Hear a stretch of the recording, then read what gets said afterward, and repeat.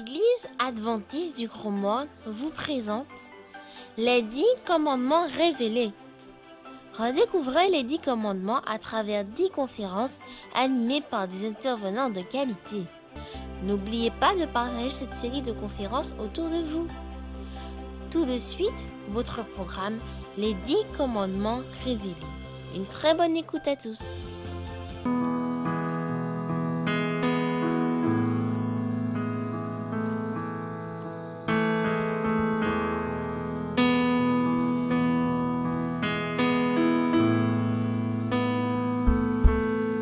Dieu, quel amour pour moi, quelle patience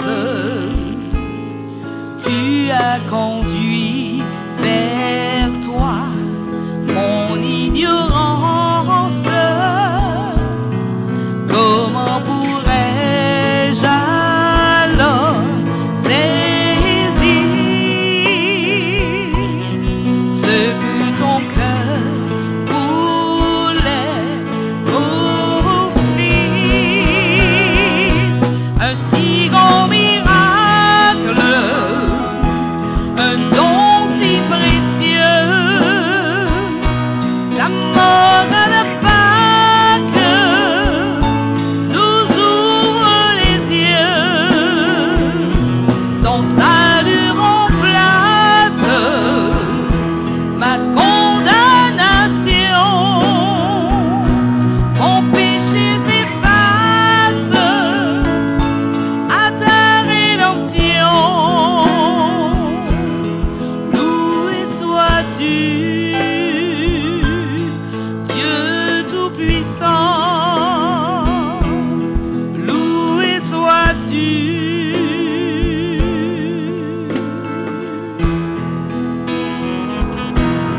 Ce don si merveilleux, comment le vivre sans le répandre à ceux que tu veux suivre sur le chemin où ils s'égarent,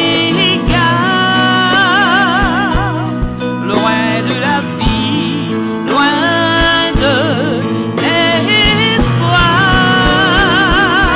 Un si grand miracle, un don si précieux, ta mort à la Pâque nous ouvre les yeux. Ton salut remplace ma condamnation, mon péché s'efface par ta rédemption. Loué sois-tu, Dieu Tout-Puissant. Loué sois-tu.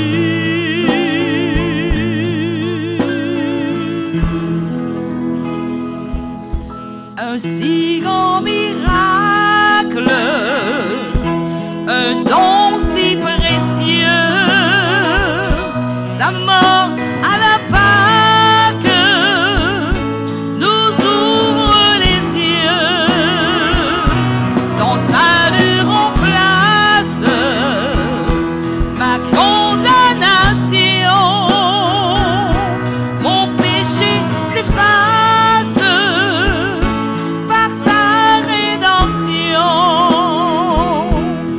Loué sois-tu, Dieu Tout-Puissant.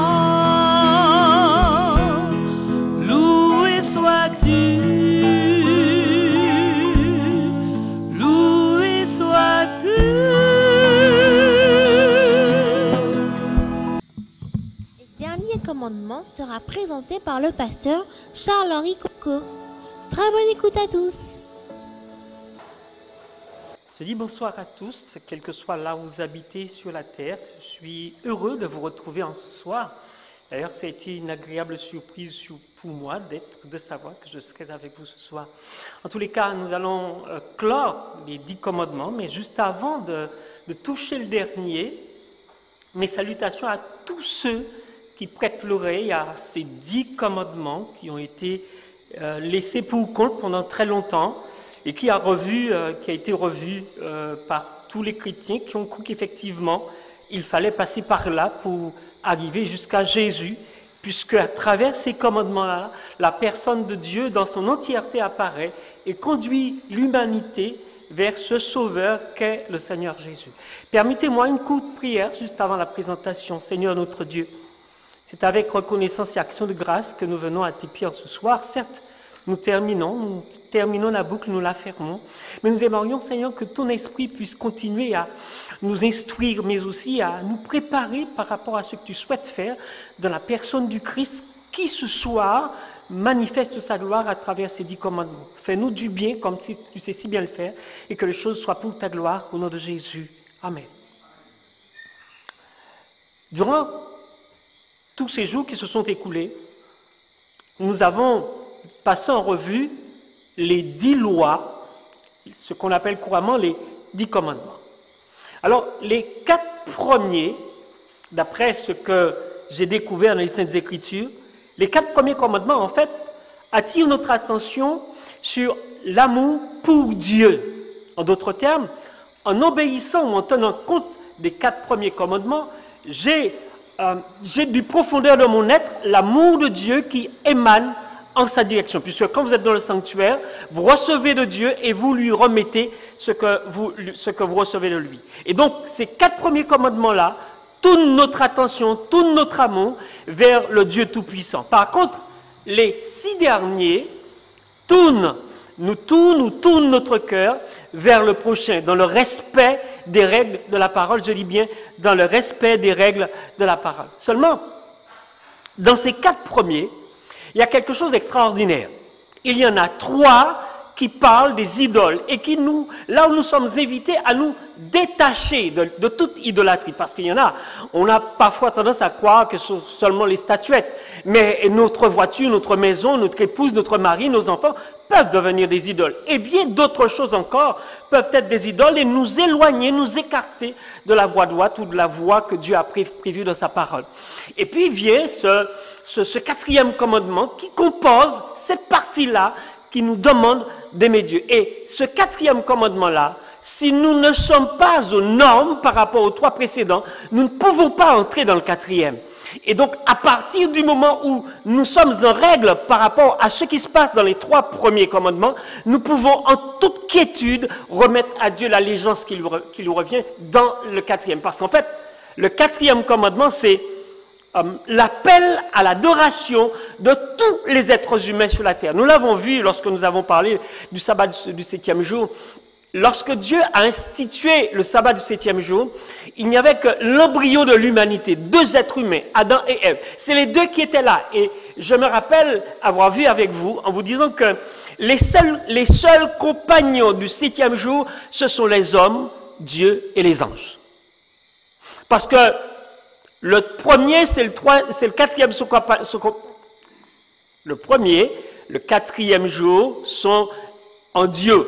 Le 2e et le 5e sont les compagnons, et le 3e et le 6e sont les compagnons. Et donc, le sabbat se retrouve, ou le 7e jour se retrouve tout seul. C'est un jour de repos, certes, physique, mais aussi spirituel, et surtout spirituel, parce qu'en fait, dans ce repos physique, nous entrons en la présence de Dieu. Nous partageons quelque chose que nous n'aurions jamais connu en dehors de ce jour-là, parce que ce jour-là reste encore en vigueur. Nous passons à ces 6 autres commandements, où j'ai dit tout à l'heure là, qui nous amènent à exprimer l'amour envers le prochain. J'insiste dessus parce que on ne peut pas sortir de l'allégeance ou alors de la célébration, l'adoration de Dieu durant le 7e jour ou le 4e commandement et puis faire n'importe quoi avec son prochain, c'est pas possible.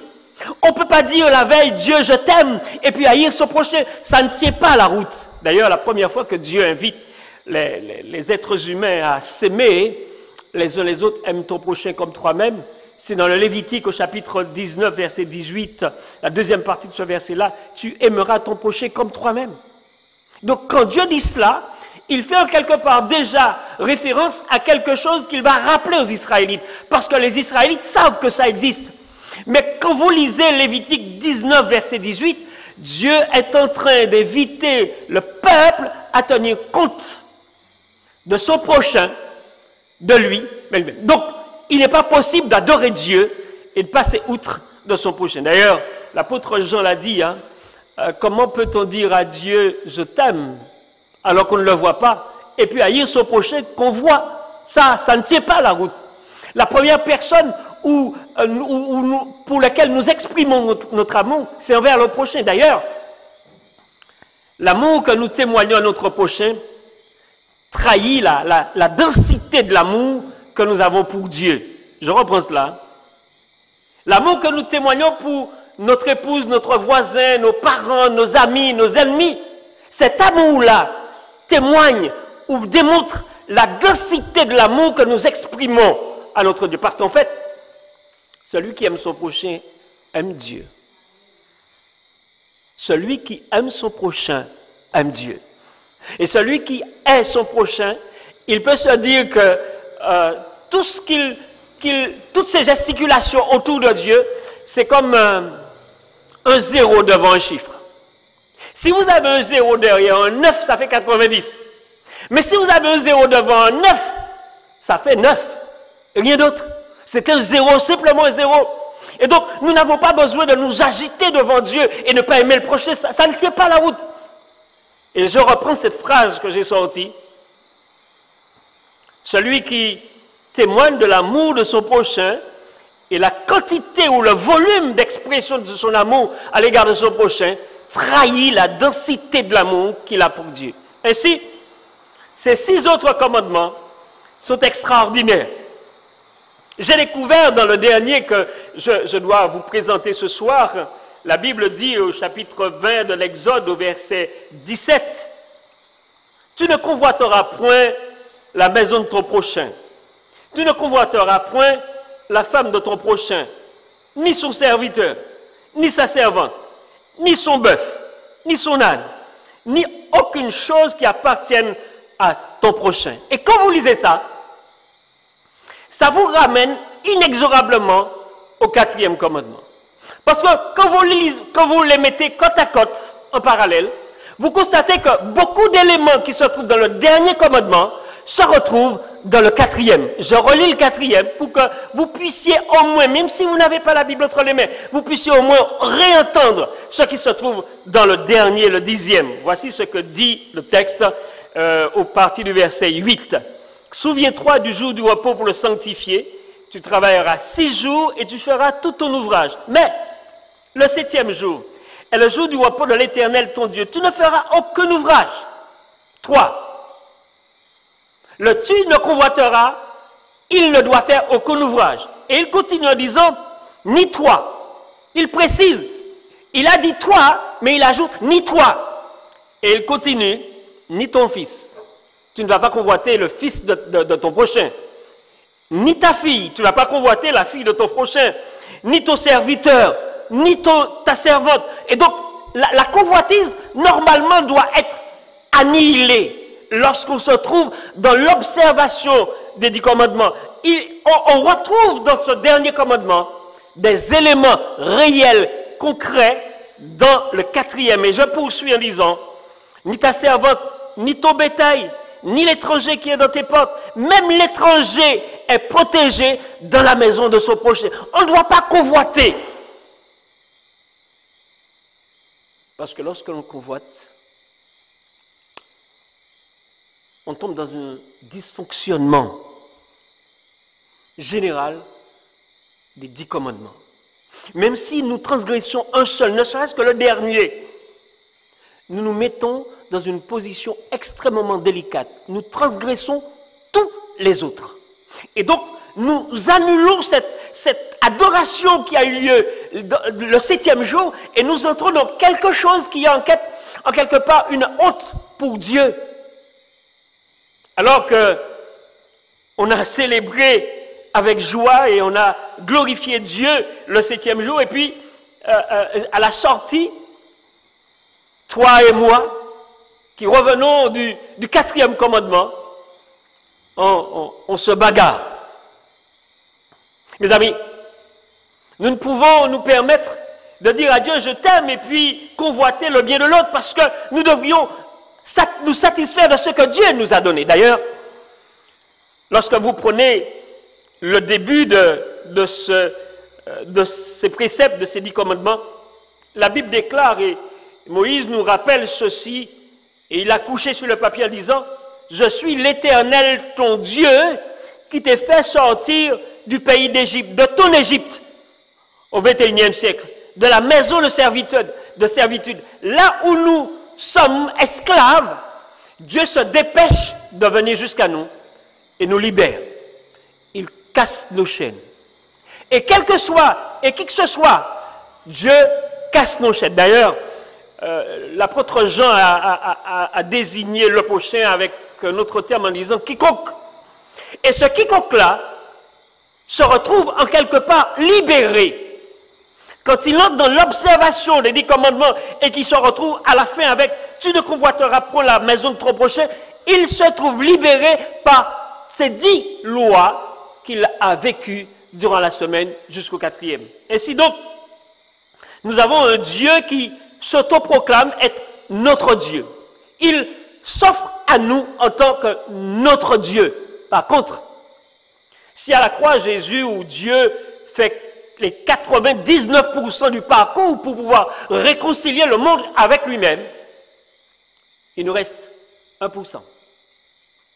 Et ce pourcentage-là, juste 1%, ce pourcentage-là, pour effectivement communier avec Dieu, il nous faut le faire. Il nous faut aller à ce Dieu qui s'offre à nous.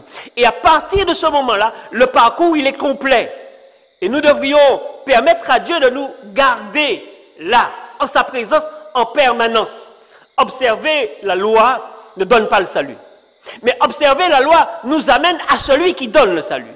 Puisque si on enlève le commandement, il n'y a plus de péché, nous n'avons plus besoin de sauveur, on n'a plus besoin de Dieu, nous sommes Dieu à ce moment-là. Et donc, il est extrêmement important que nous sachions qu'en dehors de ce Dieu qui se propose d'être notre Dieu, il n'y en a pas d'autre. Je veux lire un texte avec vous qui se trouve dans le livre d'Ésaïe, le prophète, d'ailleurs, un livre qui est appelé le 5e évangile, au chapitre très exactement 43, à partir du verset 10, où le prophète, et j'ai bien failli dire l'apôtre puisqu'on l'appelle 5e évangile, il présente Dieu comme le seul Dieu. Et tandis que Dieu préconisait de se débarrasser des idoles, ici le seul Dieu est présenté à l'humanité. Et voici ce qui est dit à partir du verset 10 du chapitre 43. Vous êtes mes témoins. Dieu fait de toute personne qui s'approche de lui dans l'obéissance son témoin, son serviteur, son sacrificateur à son service. Vous êtes mes témoins, vous et mon serviteur que j'ai choisi, afin que vous sachiez que vous ne me croyez et compreniez que c'est moi. Avant moi, il n'a point été formé de Dieu, et après moi, il n'y en aura point. C'est moi qui suis l'Éternel, et hors de moi, il n'y a point de sauveur. Dans ce Dieu-là, qui se présente au début des 10 commandements, il est non seulement le Dieu créateur, mais il est aussi le sauveur de l'humanité.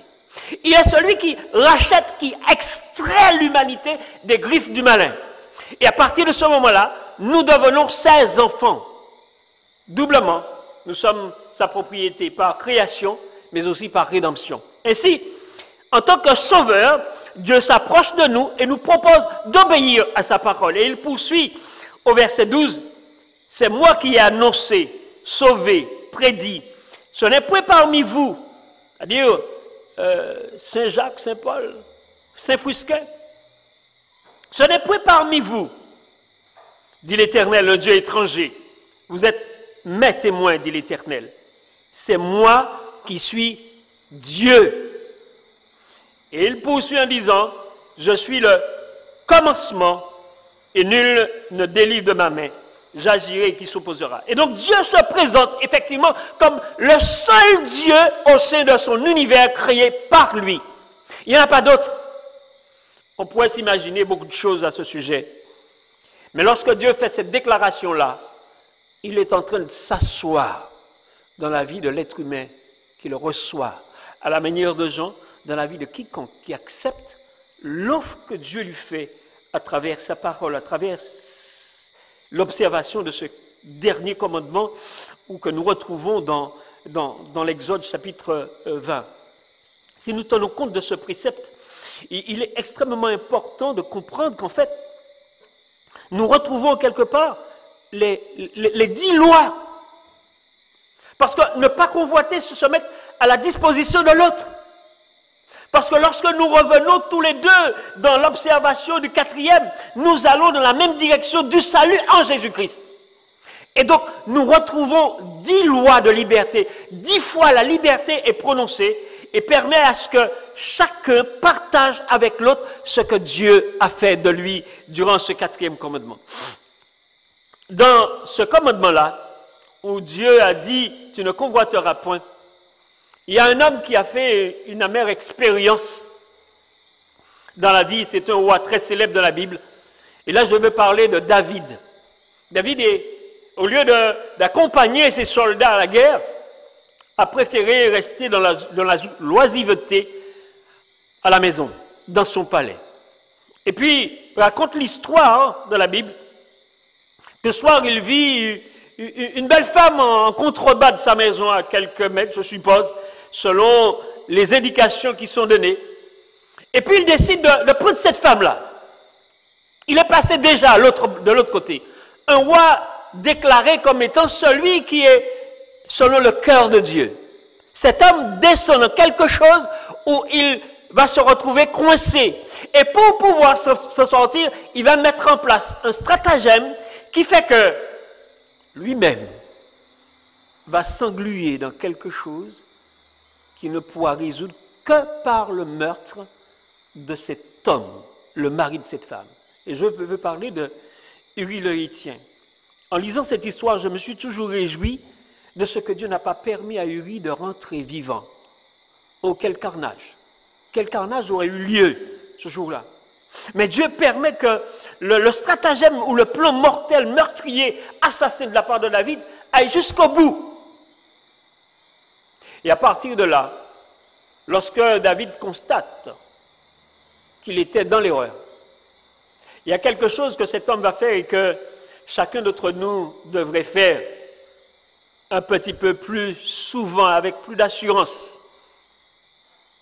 C'est de reconnaître sa faute, de reconnaître son état de délabrement, de reconnaître sa perdition, cette trahison à l'égard de son Dieu, mais à l'égard de son prochain absent. D'ailleurs, ce jour-là, lorsque David fait venir l'homme pour le renvoyer, puisqu'il n'a pas accepté de marcher dans le piège, l'homme dira à David, « L'arche de l'Éternel est sur le camp et le peuple de Dieu est sur le camp, champ de bataille, je ne peux rentrer à la rencontre de mon épouse. » Cet homme-là, un étranger, un Héthien, a fait preuve de fidélité à Dieu ce jour-là par rapport à David, beaucoup plus fort que David lui-même, celui qui fréquente Dieu régulièrement. Et je crois que nous avons là une attitude qui est extraordinaire de la part d'un homme qu'on va tuer, mais aussi l'attitude d'un homme qui se repent après son dysfonctionnement. Et je crois que lorsque la Bible dit « tu ne convoiteras point », c'est avec raison. Nous nous retrouvons dans une situation de ce bas monde. Il y a tellement de choses que nous pouvons désirer et qui, au fond, ne veulent pas la peine à courir après. Je crois que par les temps qui courent, à l'époque où nous sommes là, l'essentiel, c'est d'aimer son Dieu, d'aimer son Sauveur, d'aimer son prochain, avec l'amour que Dieu répand dans nos cœurs chaque jour et particulièrement dans ce 4e commandement. Et je voudrais ce soir interpeller chacun de ceux qui ont suivi ces 10 paroles progressivement, de telle sorte que nous puissions conclure dans une prière ensemble. Nous puissions nous avancer non seulement dans ce 4e, mais dans les 9 autres, puisque les 9 autres nous conduisent au 4e. Nous ne pouvons pas abandonner les 9 autres et puis dire que nous observons le 4e. Nous ne pouvons pas abandonner le 4e et observer les autres, non. Dieu nous veut dans notre entièreté. Et quand Dieu s'offre à nous, il s'offre avec tout ce qu'il est et tout ce qu'il a. Toi ce soir et moi ce soir, nous devrions comprendre que la convoitise avec Dieu prend fin. Et nous apprenons à nous contenter et à vivre avec ce que nous avons, ce que Dieu nous a donné d'avoir. Et mine de rien, si nous laissons passer cette occasion, peut-être qu'elle ne se représentera jamais.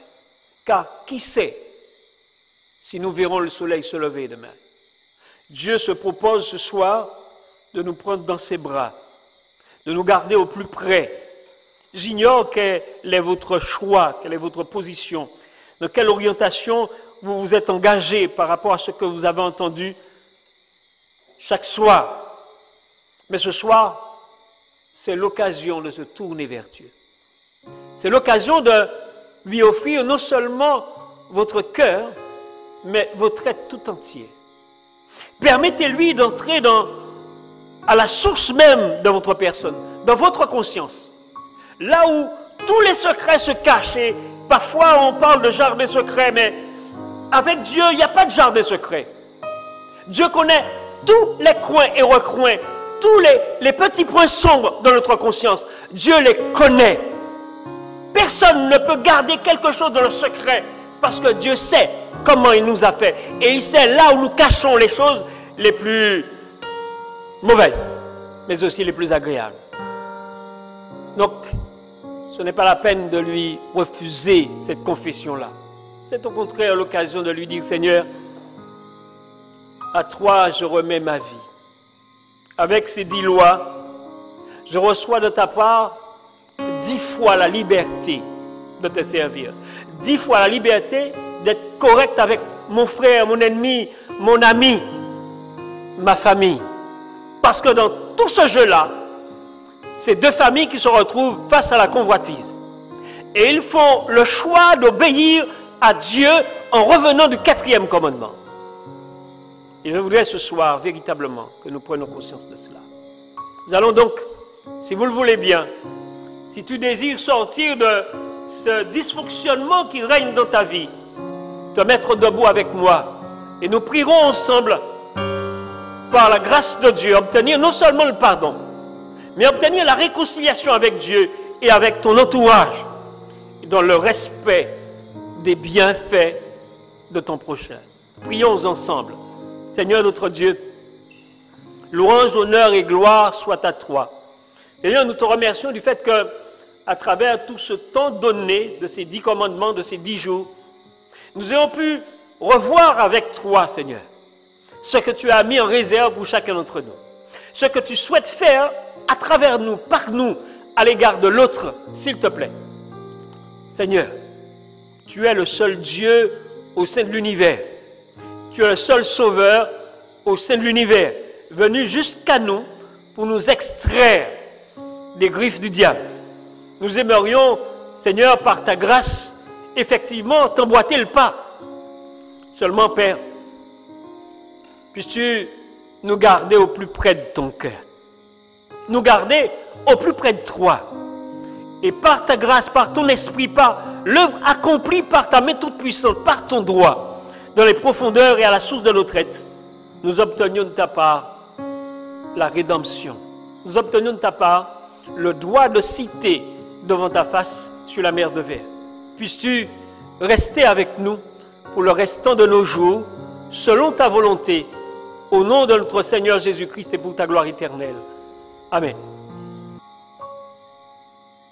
Les 10 commandements révélés. Nous voici à la fin de nos 10 conférences. Nous vous remercions tous de nous avoir suivis. N'hésitez pas de continuer à partager ces conférences autour de vous. Nous remercions aussi tous ceux qui ont participé à la réalisation de ce programme. Que Dieu vous bénisse. En espérant vous retrouver très vite pour de nouveaux programmes. Passez une bonne soirée et à bientôt.